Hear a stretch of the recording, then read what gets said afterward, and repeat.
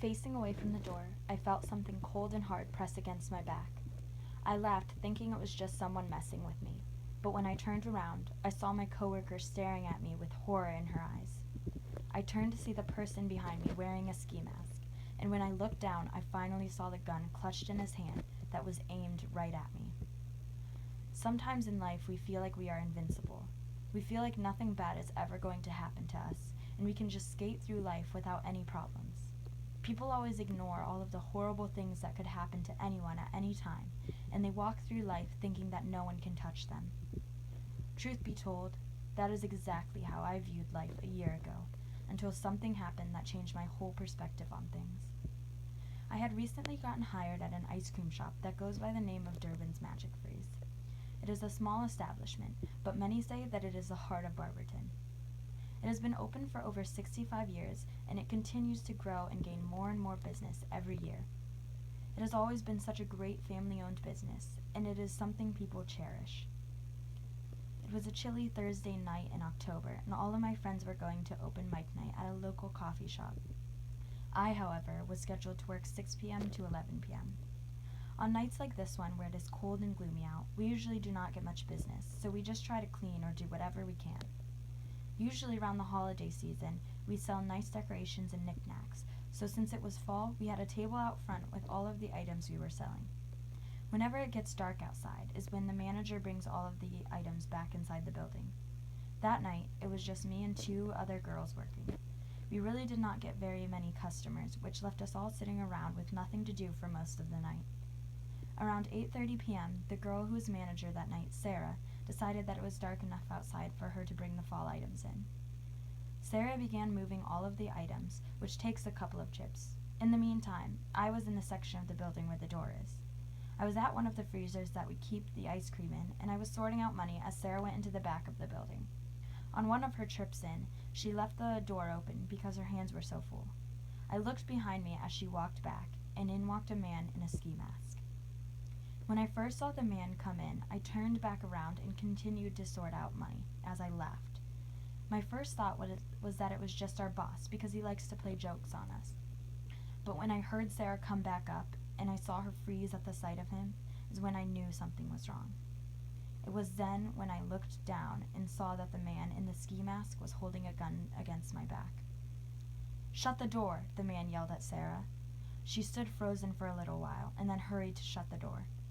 It was then that my other coworker, Ashley, whom had been in the front waiting on a customer, came to the back and saw what was going on. You could see her face pale as soon as she noticed that he was holding a weapon. "I want you all to go to the front and stand in the corner," he said as he led us there with the gun still pressed to my back. He demanded that we tell him where we kept our money and that we stay put. He seemed rushed to get out of there as soon as possible as he made us put all of the money in a bag for him. None of us could keep our hands from trembling as we did what he told us to do. After we had put all of the money into the bag, he told us to stay in the corner at the front of the shop as he went in the back. We sat there terrified about what was happening. We did not know what was going to happen to us. If we moved to try and call the cops, he might hear us and shoot us. All we could do was sit there and wait. As we waited in the front for him to come back, a customer came up to the window.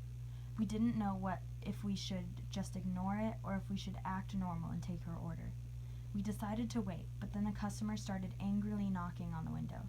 She would not stop her incessant pounding, so Ashley got up, opened the window, and took her order.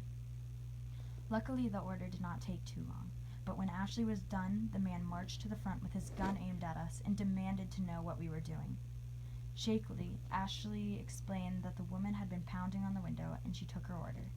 He yelled at us to not move again and then retreated into the back again. After waiting about 5 minutes or so, we finally heard the door slam. My coworkers and I looked at each other with wide eyes. We slowly crept to the back where he had been, and after looking around for a little while, we realized that he had left. Immediately, we all shared a sigh of relief.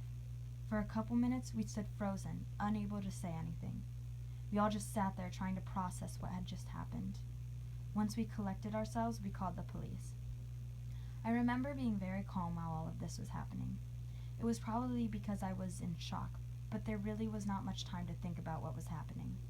As soon as the police showed up, though, they told us to call our parents, and that is when we all lost it. We could not keep in the emotions of what had just happened to us. The feeling of being so helpless and not being able to do anything in such a scary situation is one of the worst feelings. When I went home that night, it did not feel real. You hear about this kind of stuff happening to people all of the time, but until it happens to you, you cannot grasp how terrifying it really is. Having my family rush to me and wrap me in their arms so tight that I could hardly breathe really hit me hard. I could have been so close to not making it out of there alive. Even being in martial arts for 10 years and learning how often these things happen to so many people, I've always just gone through life oblivious to how easily something like this can happen to anyone. Ever since that night, I've had such a different outlook on life. It really made me think about how fleeting our lives are. Anything could happen that could end it all in the blink of an eye, and you would not even see it coming. Because of what happened, I have more appreciation for the life that I have now, and I know that it is a precious life. In a way, I am thankful for what happened to me because it helped me grow as a person and understand the hardships that so many people go through. I never would have thought that at 16 years old, I would be put in such a terrifying situation. But I will never again take the life that I have for granted because I know how quickly I could lose it.